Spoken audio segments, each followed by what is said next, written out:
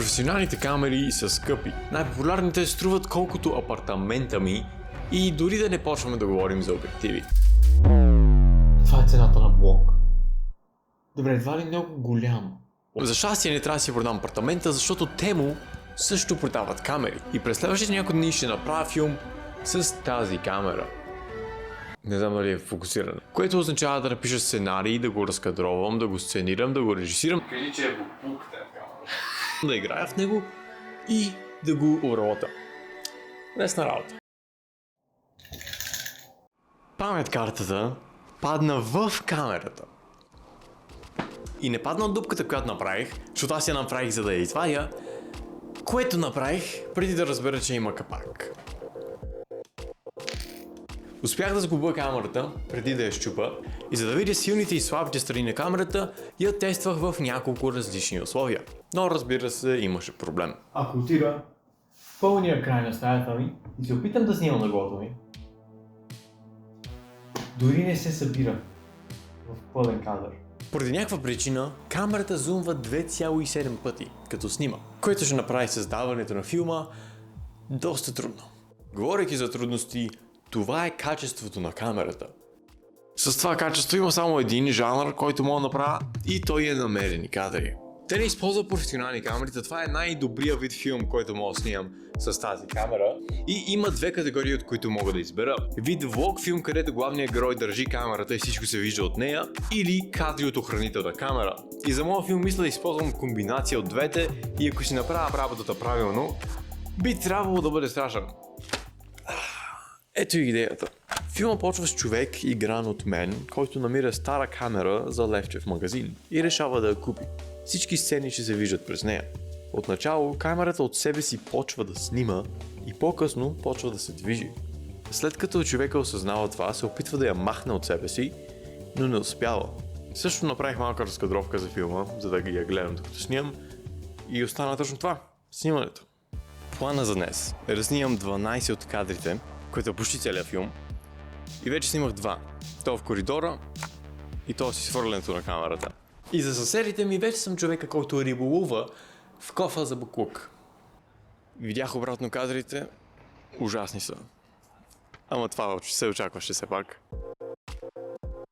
На втори ден снимах 6 от кадрите, включително кадъра, в който си чува камерата. За нощния кадър ще се вижда сянка от терасата, но нямам лампа, която стига до там да се изех разклонител. Също стола ми е счупен. Сега трябва да сложа лампата навънка и да се пробвам да ни изпусна от терасата.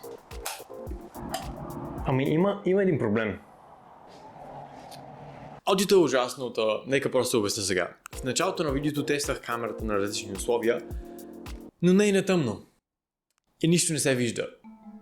И гледайки колко съм тъжен, ми става смешно, защото единственото нещо, което трябваше да направя, за да оправя проблема, е да цъкна една лампа.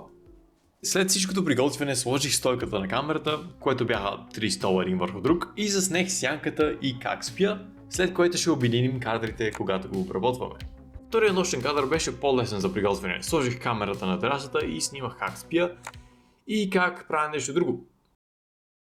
Първият кадър от филма го снимах с приятел и не намерих магазин, в който да снимам.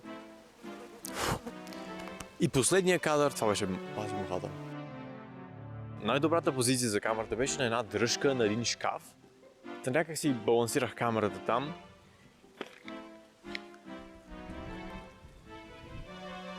И това е. Филм има 14 кадрата, е лесно за обработване, но не всички кадри имат много добър звук. За тази камера колко да? За тази камера... Но за щастие снимах behind the scenes footage и оттам мога да взема звука и като го сложа на оригиналния кадър се получава... За тази камера колко даш? За тази камера... Също нито един актьор от филма не е истински актьор и си личи много това. Та не очаквате някакво високо актьорско проявление. Най-важната част от всеки страшен филм е музиката. Представете си, например, да слушате Марио музика по време на някакъв хорор филм. Самия филм няма да има музика, но ще сложим доста звукови ефекти. Този е направен точно за страшни филми, така че ще го използваме. Когато камерата се включва и изключва, ще се чува този ефект. Става. А когато се телепортира, работи. След малко изпипване филма е готов. И да, има доста грешки и дори не ми се искаше да го показвам. Ама сега няма как. Това е цялата тема на видеото. Та, ако искате да го гледате, кликнете там. Абонирайте се. Това можете да направите, ако искате само. So fucking dumb.